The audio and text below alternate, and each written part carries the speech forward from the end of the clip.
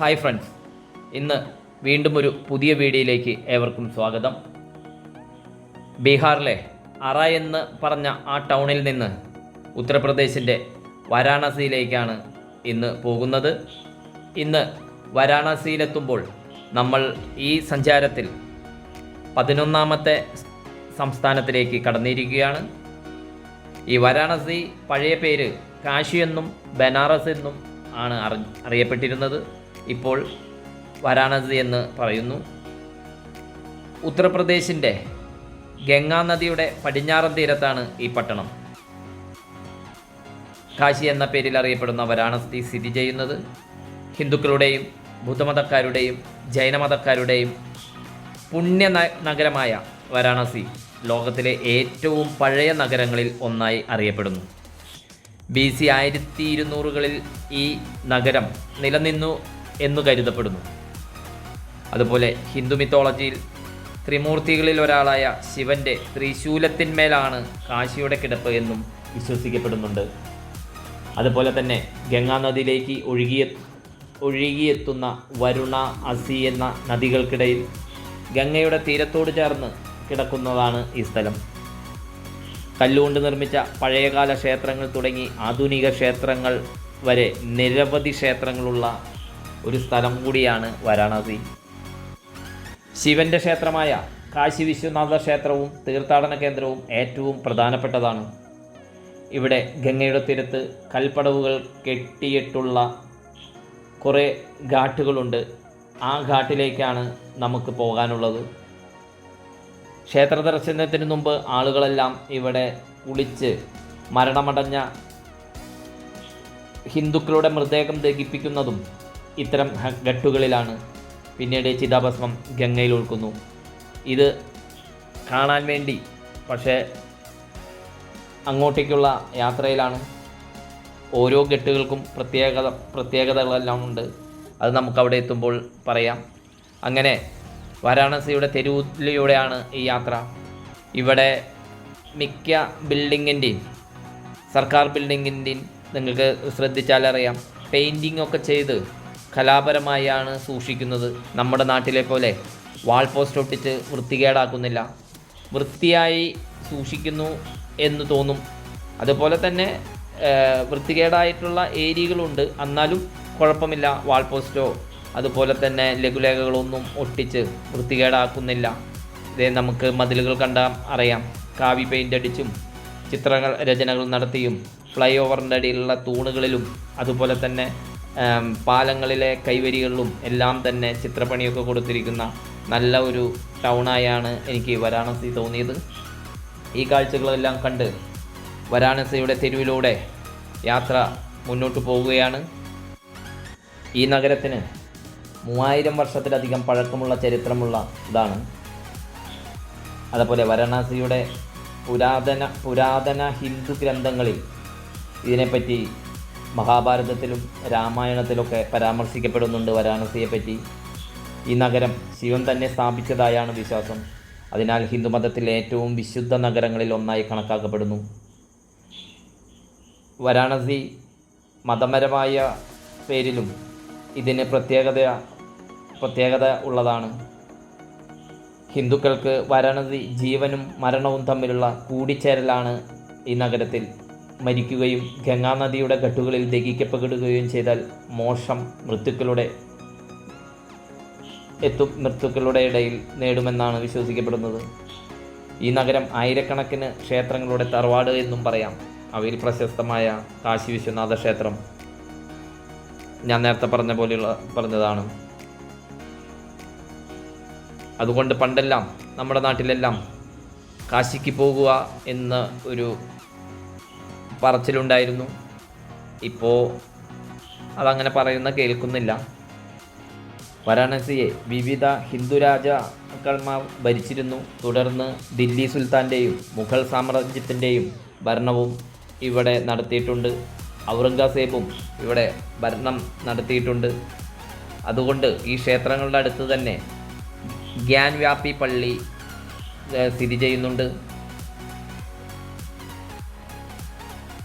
ഉത്തരേന്ത്യൻ സംസ്ഥാനങ്ങൾ എല്ലായിടത്തും കാണുന്നത് പോലെ ഇവിടെയും ആൾക്കാർ വലിക്കുന്ന റിക്ഷാവാലകളുണ്ട്. ഇതെല്ലാം സിറ്റിയിലൂടെ എല്ലാ വണ്ടികളും കുഴഞ്ഞും സൈക്കിളും റിക്ഷാവാലകളും ടൂ വീലറുകളും എല്ലാം കൂടി കലർന്ന് ഉള്ള ഒരു നഗരത്തിലൂടെയാണ് നമ്മുടെ സഞ്ചാരം. ഇവിടെ വാരാണസിയിൽ ആളുകൾ ആത്മീയ പ്രബോധനം തേടുന്ന തീർത്ഥാടന കേന്ദ്രമായാണ് അറിയപ്പെടുന്നത്. മതം, കല, ദർശനം എന്നിവയുമായി കൂടിപ്പിണഞ്ഞിരിക്കുന്ന വാരാണസിയുടെ ചരിത്രം ഈ നഗരം ഇന്ത്യയുടെ സാംസ്കാരികവും ആത്മീയമായ പ്രതീകമായി മാറുന്നു. അതുപോലെ തന്നെ ഹിന്ദുക്കൾക്കൊപ്പം തന്നെ ലോകമെമ്പാടുമുള്ള ആളുകൾ ആത്മീയ പ്രബോധനം തേടുന്നതിനു വേണ്ടി ഈ വാരാണസിയുടെ ഗംഗാ നദിക്കരയിൽ എത്താറുണ്ട്. അതുപോലെ തന്നെ പണ്ഡിറ്റ് മദൻ മോഹൻ മാളവ്യ സ്ഥാപിച്ച 1916 ബനാറസ് ഹിന്ദു സർവകലാശാല സ്ഥാപിച്ചത്. പഠനത്തിൻ്റെയും ദേശീയതയുടെയും സ്മാരകവുമായി വാരാണസി അതുകൊണ്ട് തന്നെ മാറി. ഇന്ത്യയുടെ സ്വാതന്ത്ര്യ സമരത്തിനിടെ ശ്രദ്ധേയമായ ഒത്തിരി ആൾക്കാർ ഇവിടെ പങ്കെടുത്തിട്ടുണ്ട്. മഹാത്മാഗാന്ധി പോലുള്ളവരെല്ലാം ഇവിടെ സന്ദർശിച്ചിട്ടുണ്ട്. വാരാണസിയിൽ ഇസ്ലാം മത വിശ്വാസികളും ഒത്തിരി പേരുണ്ട്. ഇസ്ലാം മതം ഇവിടെ 13-ാം നൂറ്റാണ്ടിൽ ദില്ലി സുൽത്താൻ്റെ കാലത്ത് ഇവിടെ വളരെയധികം വ്യാപിച്ചതാണ്. മുഗൾ സാമ്രാജ്യത്തിൻ്റെ കാലത്ത് ഇത് പിന്തുടർന്നു പോന്നു.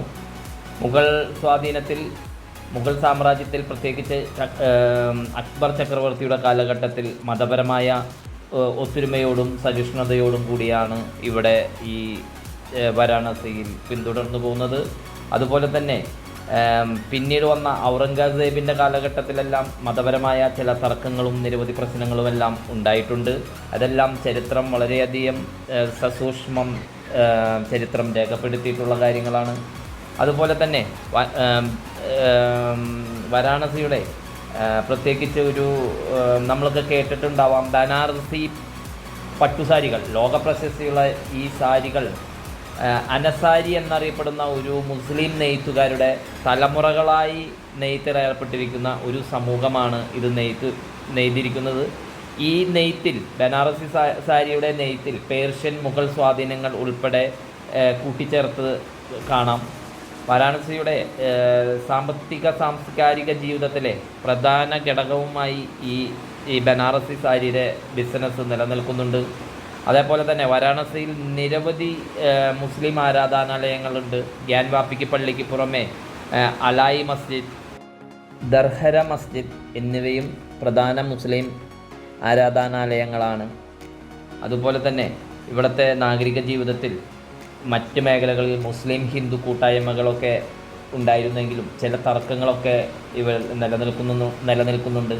ഈ ഗ്യാൻവാപ്പി പള്ളിയും കാശി വിശ്വനാഥ ക്ഷേത്രവുമായി ബന്ധപ്പെട്ട ചില വാദപ്രതിവാദങ്ങളൊക്കെ നടക്കുന്നുണ്ടെങ്കിലും വളരെ സഹവർത്തിത്തോടു കൂടി ഇവിടെ ഒരുമിച്ച് ഇവർ ജീവിച്ചു പോകുന്നുണ്ട്. മൊത്തത്തിൽ വാരാണസിയിലെ മുസ്ലിം സമൂഹത്തിൻ്റെ ചരിത്രം പ്രത്യേകിച്ച് കലകളിലും കരകൗശലത്തിലും മതപരമായ പഠനത്തിലുമൊക്കെ നടന്നു പോകുന്നു. അതുപോലെ തന്നെ ഇവരുടെ പ്രധാന ഉത്സവം, മുസ്ലിം സമൂഹത്തിൻ്റെ ഉത്സവം ഈദുൽ ഫിത്തർ, ഈദുൽ അദ്ഹ അതൊക്കെയാണ്. ഞാൻ ഇവിടെ എത്തിയിരിക്കുന്നത് ഒരു ബലിപെരുന്നാളിൻ്റെ സമയത്താണ്. അതാണ് ഈ ആടുകളെല്ലാം ഈ റൂട്ടിലൂടെ ഇപ്പോൾ നമ്മൾ കൊണ്ടുപോകുന്നത് കണ്ടത്. അങ്ങനെ മുസ്ലിം സമുദായവും ഹിന്ദു സമുദായവും ഒത്തൊരുമയോടെ പോകുന്ന ഈ വാരാണസിയുടെ ഈ തെരുവോരത്തിലൂടെയാണ് നമ്മുടെ യാത്ര. അടുത്തത് എൻ്റെ ലക്ഷ്യസ്ഥാനം കാശി വിശ്വനാഥ ടെമ്പിളിലേക്കാണെന്ന് ഞാൻ നേരത്തെ പറഞ്ഞു. റോഡിൻ്റെ നടുവിലൂടെ എന്തോ പൈപ്പ് ലൈൻ ഇട്ടിട്ടുണ്ട് എന്ന് തോന്നുന്നു. മൊത്തത്തിലൊക്കെ അവിടെ പൊളിച്ചിട്ടിട്ട് ഉണ്ടായിരുന്നു. തലേദിവസം മഴ പെയ്തതിൻ്റെ വെള്ളവും ചെളിയുമൊക്കെ ആയിട്ടാണ് ഇവിടെ കിടക്കുന്നത്. എന്നിരുന്നാലും കുഴപ്പമില്ല, നല്ല സിറ്റിയാണ്, കളർഫുള്ളാണ് സിറ്റി. അങ്ങനെ നമ്മൾ അടുത്ത സ്ഥലത്തേക്ക് പോയിക്കൊണ്ടിരിക്കുകയാണ്. ഇവിടുത്തെ ഈ ഇലക്ട്രിക്കൽ വാഹനങ്ങളിലെല്ലാം നിറച്ച് സാധനങ്ങളും കയറ്റി, നാളെ ബക്രീദായ കാരണം സാധനങ്ങളും കയറ്റി പോകുന്ന ഒത്തിരി ഓട്ടോറിക്ഷകളെ നമുക്ക് കാണാം. റോഡിലെല്ലാം തന്നെ നല്ല തിരക്കുണ്ട്. ഞാൻ ഈ യാത്ര ചെയ്ത് ഇതിൽ ഒരു തെരുവിലെത്തിയപ്പോൾ ഇവിടുത്തെ ഒരു കാഴ്ച രസാവകമായൊരു കാഴ്ചയാണ്. നമ്മുടെ നാട്ടിലൊന്നും ഇത് കണ്ടിട്ടില്ല. നിങ്ങൾക്കിപ്പോൾ ഇത് കാണുമ്പോൾ മനസ്സിലാവും. ഈ കാണുന്ന കുറച്ച് ഞാനിവിടെ നിർത്തി, സൈഡിൽ നിർത്തി ഈ ഇവിടെയുള്ള ഒരു മുസ്ലിം ഒരു ഇക്കയായിട്ട് ഞാൻ സംസാരിച്ചപ്പോൾ, ഈ വരുന്ന മുസ്ലിം ഇക്കയായിട്ട് സംസാരിച്ചപ്പോൾ, നാളെ ബക്രീദിന് ഉള്ള ആടുകളെ അറക്കാനുള്ള മുട്ടികളാണിത്, പുളിമുട്ടികൾ. ഈ പുളിമുട്ടികൾ ഇവിടെ വിൽക്കാൻ വെച്ചിട്ടുണ്ട്. ഇതൊരു പുതിയ ഒരു കാഴ്ചയായിട്ടാണ് എനിക്ക് തോന്നിയത്. ബലിപെരുന്നാളിനുള്ള അറക്കുന്ന ആടുകളെ അറക്കുന്ന, അത് മുറിച്ച് സെറ്റാക്കുന്നതിനുള്ള മുട്ടികളാണ്. അവിടെ നിന്ന് ഞാൻ നേരെ അസീഹത്തിലേക്കാണ് പോയത്. നമ്മുടെ വാരാണസിയിലെ തന്നെ ഞാൻ നേരത്തെ പറഞ്ഞു, കൽപ്പടവുകളോടുകൂടി ഉണ്ടാക്കിയിരിക്കുന്ന ഏറ്റവും വിശുദ്ധമായ ഘട്ടുകളാണ് ഇവിടെയുള്ളത്. ആ ഘട്ടിലേക്കാണ് എൻ്റെ യാത്ര. ഇവിടുത്തെ ഓരോ ഘട്ടുകൾക്കും പ്രത്യേകതയുണ്ട്. ഒരു ഘട്ടിൽ ബ്രഹ്മാവ് കുതിരകളെ ബലി കൊടുത്തു എന്ന് വിശ്വസിക്കുന്നു. മറ്റൊന്നിൽ സതിയുടെ കമ്മൽ കളഞ്ഞുപോയെന്ന് വിശ്വസിക്കുന്നു. ക്ഷേത്രത്തിനടുത്തുള്ള കിണറിലാണ് ഇവിടുത്തെ യഥാർത്ഥ ശിവലിംഗം എന്നും വിശ്വസിക്കുന്നു.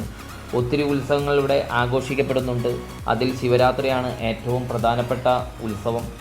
ഘട്ടുകളിൽ ഹരിചന്ദ്ര, അതുപോലെ മണികർണിക എന്നീ രണ്ട് ഘട്ടുകളിലായാണ് ശ്മശാന സ്ഥലങ്ങളായി ഉപയോഗിക്കുന്നത്. അസിഘട്ട് മുതൽ പ്രയാഗ് ഘട്ട് വരെ 41 ഘട്ടുകളുണ്ട്.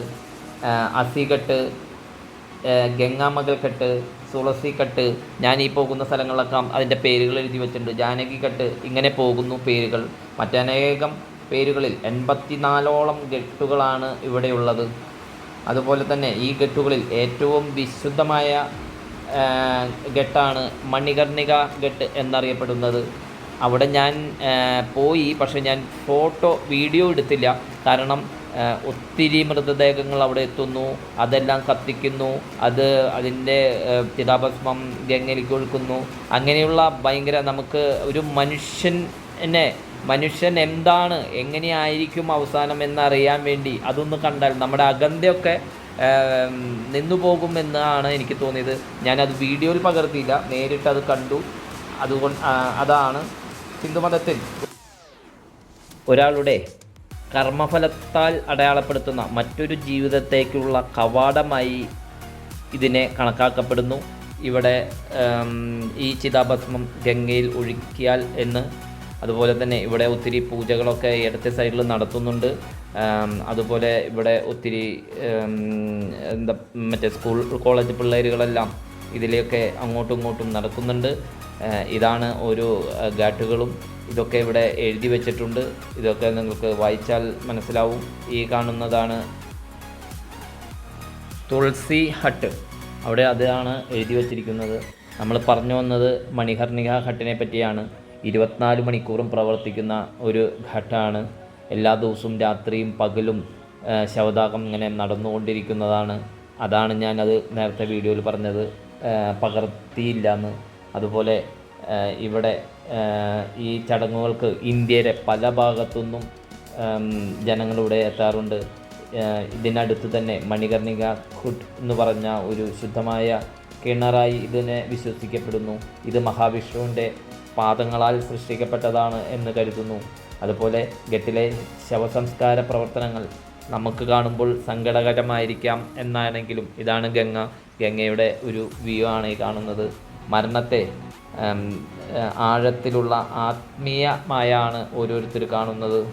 നമ്മുടെ പുനർജന്മത്തിൻ്റെ ഒരു ഇതും ചക്രം കൂടിയായി ഇവിടെ നിന്ന് ആൾക്കാർ ഈ ശവദാഹവും അതിൻ്റെ ആത്മാവ് ജനിക്കുമെന്നുള്ള ഒരു ഹിന്ദു വിശ്വാസത്തിലും ഇവിടെ എല്ലാവരും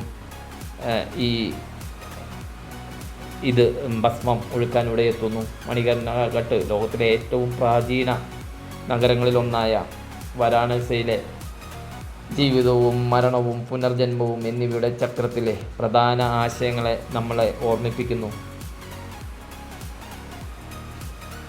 ഇതെല്ലാം അതിൻ്റെ മറ്റേ ദൃശ്യങ്ങളാണ്. ഇങ്ങോട്ടേക്കും ഇതിങ്ങനെ ഞാൻ നേരത്തെ പറഞ്ഞ പോലെ ഒത്തിരി ഘാട്ടുകളുടെ പേരുകളുണ്ട്. ഇവിടെയൊക്കെ പണികൾ നടക്കുന്നുണ്ട്. ഗംഗ ഇങ്ങോട്ട് ഇത് കയറി വരാതിരിക്കാൻ ഇവിടെ ഭിത്തി നിർമ്മാണവും അതെല്ലാം തന്നെ നടക്കുന്ന ഒരു സ്ഥലമാണ്. ഇവിടെ നിന്ന് അങ്ങോട്ട് ടൈലുകളൊന്നും പാവിയിട്ടില്ല, മണ്ണ് മാത്രമുള്ള JCB വെച്ച് നിരത്തി എല്ലാം പണികൾ നടക്കുകയാണ്. അപ്പോൾ ഞാൻ ഇവിടെ നിന്ന് അങ്ങോട്ടേക്ക് പോകുന്നില്ല. തിരിച്ചു പോകാനുള്ള ഒരു ഉദ്ദേശത്തിലാണ്. ഇവിടം വരെയാണ് ഞാൻ പോയത്. ഇവിടുന്ന് അങ്ങോട്ടേക്ക് പണികളെല്ലാം നടക്കുന്ന ഒരു ഏരിയ ആയതുകൊണ്ട്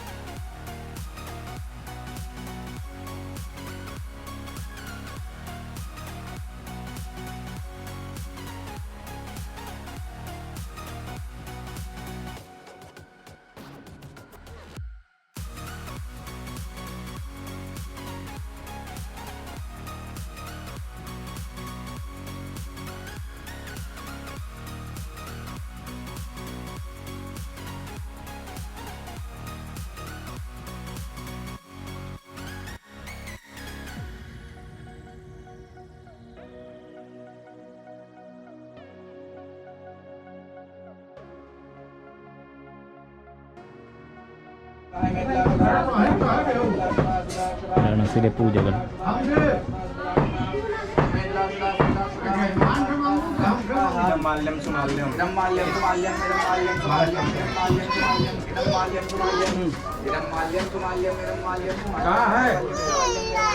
ഫലമുണ്ടനം ചെയ്യുന്നു.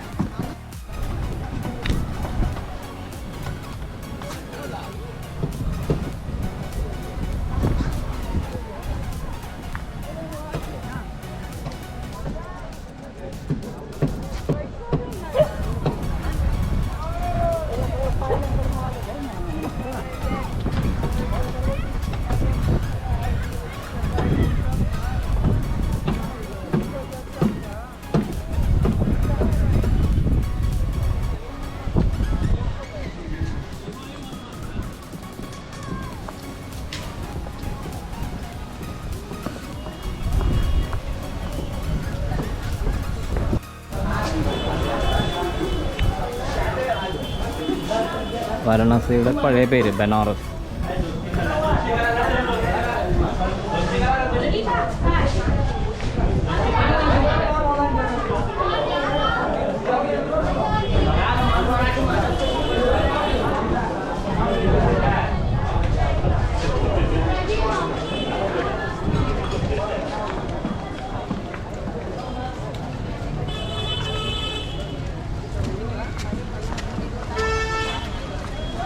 ഈ ഘാട്ടൊക്കെ കണ്ട് ഇവിടെ നിന്ന് എനിക്ക് നേരെ പോകേണ്ടത് ഇനി കാശി വിശ്വനാഥ ക്ഷേത്രം കാണാൻ വേണ്ടിയാണ്. അപ്പോൾ ഞാനിവിടെ അടുത്ത് തന്നെ എൻ്റെ വണ്ടി പാർക്കിംഗ് ഏരിയയിൽ ഞാൻ വെച്ചിട്ടുണ്ട്. അപ്പോൾ പാർക്കിങ്ങിനൊക്കെ ഫീസ് കുറവാണ്. 2 വീലറിന് 20 രൂപ ഉള്ളൂ, കാറിന് 50 രൂപ, ട്രക്കുകൾക്കൊക്കെ 100 രൂപ അത്രമാത്രമേ ഉള്ളൂ. 2 വീലറിന് 20 രൂപയാണെങ്കിലും ഞാൻ 50 രൂപ അവന് കൊടുത്ത് എൻ്റെ ലഗേജ് എല്ലാം അതിൽ കെട്ടി വെച്ചിട്ടുണ്ട്, ഹെൽമെറ്റ് കാര്യങ്ങളെല്ലാം. അപ്പോൾ അതൊക്കെ ശ്രദ്ധിക്കണമെന്ന് പറഞ്ഞപ്പോൾ അവൻ നിൽക്കുന്ന ഭാഗത്തേക്ക് എനിക്കൊരു സ്പേസ് ഉണ്ടാക്കി തന്ന് അത് ശ്രദ്ധിക്കാമെന്ന് ഏറ്റിട്ടാണ് ഞാൻ ഇങ്ങോട്ട് വന്നത്. അപ്പോൾ UPയിൽ നമ്മൾ വിചാരിക്കുന്ന കുഴപ്പമൊന്നും എൻ്റെ അനുഭവത്തിലുണ്ടായിട്ടില്ല. നല്ല ആൾക്കാർ തന്നെയാണ് UPയിലും ഇന്ത്യയിലെ മറ്റെല്ലാ സ്റ്റേറ്റുകളിൽ നിന്നും ഞാൻ വിശ്വസിക്കുന്നു. നമുക്ക് ഇനി കാണേണ്ടത് 12 ജ്യോതിർലിംഗ ക്ഷേത്രങ്ങളിൽ ഏറ്റവും പ്രശസ്തമായ ക്ഷേത്രമാണ് വിശ്വനാഥ ക്ഷേത്രം. ഈ 2021 ഈ ക്ഷേത്ര സമുച്ചയവും ഗംഗാ നദിയിലേക്ക് പോകാൻ വേണ്ടിയിട്ട് ബന്ധിപ്പിക്കുന്ന ഒരു ഇടനാഴി, കാശി വിശ്വനാഥ ധാം ഇടനാഴി പ്രധാനമന്ത്രി നരേന്ദ്രമോദി ഉദ്ഘാടനം ചെയ്തു. ഇതോടുകൂടി സന്ദർശകരുടെ എണ്ണത്തിൽ വൻ വർധനവുണ്ടായി. ഇതാണ് ഈ ക്ഷേത്രം നിൽക്കുന്ന ഈ സ്ട്രീറ്റ്. ഒത്തിരി ജനങ്ങളെല്ലാം വന്നിട്ടുണ്ട്, തീർത്ഥാടകരുണ്ട്. കാവി പെയിൻ്റൊക്കെ അടിപ്പിച്ച് നല്ല ഭംഗിയിലാണ്. ഇഷ്ടംപോലെ പോലീസ് ഉണ്ട്, CRPF ഉണ്ട്, കനത്ത സെക്യൂരിറ്റി ഉണ്ട്. അതുപോലെ തന്നെ ആദ്യമായി പ്രത്യക്ഷപ്പെടുന്ന ജ്യോതിർലിംഗമാണ് വാരാണസി എന്നാണ് വിശ്വാസം. ശിവൻ അഗ്നിജ്വാലയായി പ്രത്യക്ഷപ്പെടുന്ന സ്ഥലങ്ങളാണ് ഈ ജ്യോതിർലിംഗ ക്ഷേത്രങ്ങൾ. അത് 12 സ്വയം ഭൂവായ ജ്യോതിർലിംഗ ക്ഷേത്രങ്ങളുണ്ട്. ഓരോ ക്ഷേത്രവും ശിവൻ്റെ വ്യത്യസ്ത ഭാവങ്ങളാണ് കണക്കാക്കുന്നത്. ഇതിൽ ആന്ധ്രാപ്രദേശിലെ ശ്രീശൈലത്തിൽ ഉള്ള മല്ലികാർജുന ക്ഷേത്രം, മധ്യപ്രദേശിലെ ഓംകാരേശ്വര ക്ഷേത്രം, ഉത്തരാഖണ്ഡിലെ കേദാർനാഥ് ക്ഷേത്രം, മഹാരാഷ്ട്ര പൂനെയിലെ ഭീമാശങ്കർ ക്ഷേത്രം, ഉത്തർപ്രദേശിലെ തന്നെ വാരാണസിയിലെ നമ്മൾ കാണാൻ പോകുന്ന വിശ്വനാഥ ക്ഷേത്രം, മഹാരാഷ്ട്രയിലെ നാസിക്കിലുള്ള ത്രയംബകേശ്വര ക്ഷേത്രം, ജാർഖണ്ഡിലെ ദിയോഹർ ക്ഷേത്രം, ഗുജറാത്തിലെ കാശി വിശ്വനാഥ ഗുജറാത്തിലെ തന്നെ ദ്വാരകയിലെ നാഗേശ്വര ക്ഷേത്രം, തമിഴ്നാട്ടിലെ രാമേശ്വരത്തുള്ള രാമനാഥസ്വാമി ക്ഷേത്രം, മഹാരാഷ്ട്രയിലെ ഔറംഗാബാദിലുള്ള ദുർഗേശ്വര ക്ഷേത്രം, മധ്യപ്രദേശിലെ ഉജ്ജയിനിലുള്ള മഹാകാലേശ്വർ ക്ഷേത്രം, ഗുജറാത്തിലെ വെരാവലിലുള്ള സോംനാഥ് ക്ഷേത്രം. ഇങ്ങനെയാണ് 12 ക്ഷേത്രങ്ങൾ. ക്ഷേത്രത്തിൻ്റെ ഉള്ളിൽ ക്യാമറയൊന്നും അനുവദിക്കില്ല. അതുകൊണ്ട് ഇവിടം വരെ മാത്രമാണ് എനിക്ക് പോകാൻ സാധിച്ചത്.